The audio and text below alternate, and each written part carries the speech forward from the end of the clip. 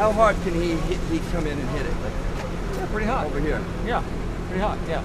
Can you, is it fishtail hot? Or well, it'll slide in hot. He'll come in and do a little slide in like that. So okay. Not quite a 90 probably. Hit the brake and then slide to a stop right there. Okay. Not quite a 90 probably. So we wanted to be kind of across two spots. So basically what we'll do is we'll pull him in to an end mark. Right. We want him to land. Right. Back him up and he'll come in and woo. Are there any other marks, cues, visual things for him? Are you going to be there giving him one of these, or just going to fill out? He's going to come in and land. You've done this before? Yeah. Yeah. I'm Steve Ritzi. I'm the stunt coordinator here on I Hope They Serve Beer in Hell. And basically I organize the stunts and put together the stunt people to do the action scenes in the movie, also working with the actors when we're doing fight scenes and whatnot. I actually started back in Florida, in Orlando, doing a stunt boat show at Universal Studios back in '89. And back then in the late 80s, early 90s, there was a lot of production in Orlando.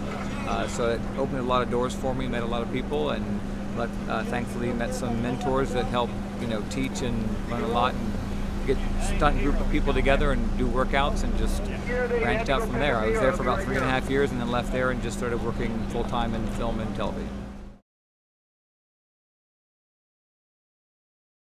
It's different on every show, obviously, depending on this show.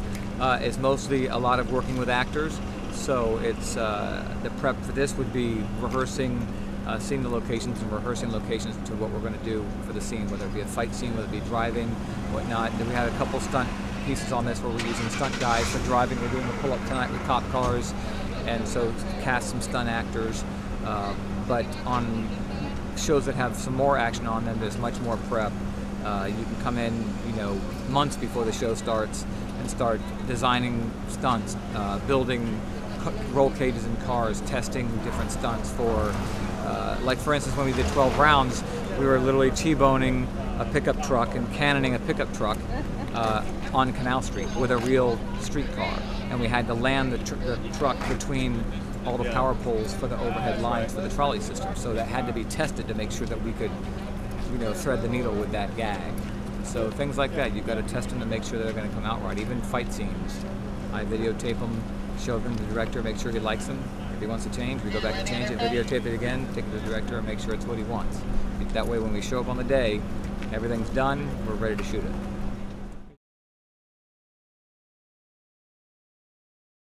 A lot of it is gut feeling. It comes from experience. In my instance, I follow my gut a lot. I can, your safety boundaries come from common sense and from experience.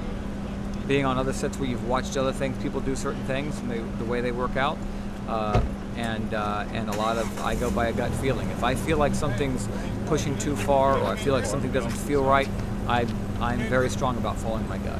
So, and it just usually if you do that, it doesn't steer you wrong.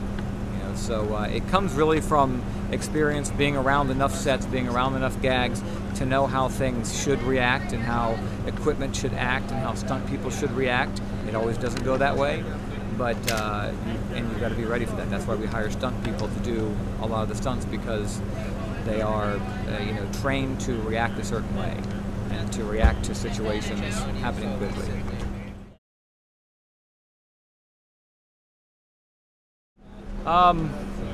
Well, a long time ago I did a show called Face Off, where I was doubling John Travolta for the boat chase and helped design the boats and the chase at the end of the movie. That was a pretty big sequence and a lot of fun. We worked on that for a couple months. And that was a challenging one as far as getting the whole sequence together and designing the boats and just working it out. The logistics of working on the water is always a big challenge.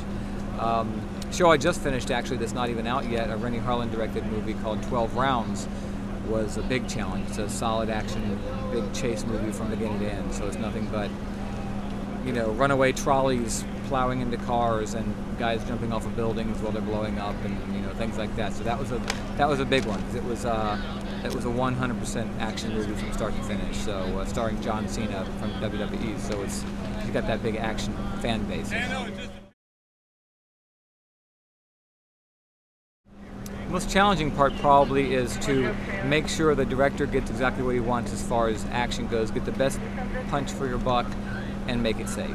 So the bottom line is safety is #1. You don't ever want to get anybody hurt, but you're always trying to push that envelope find that fine line between how far you can push it and not push it so far that somebody gets hurt.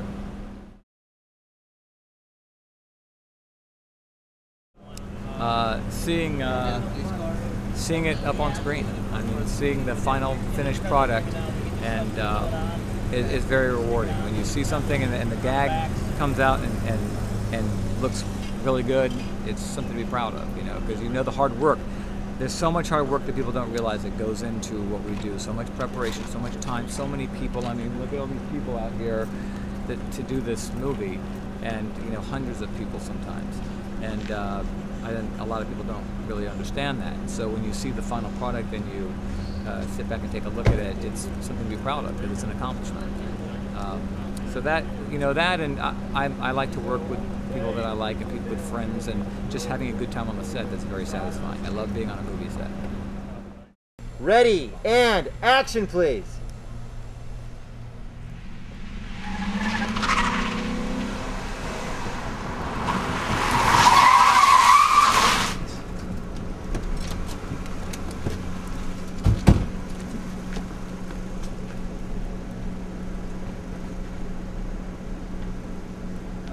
Wow, wow. Tail sticks.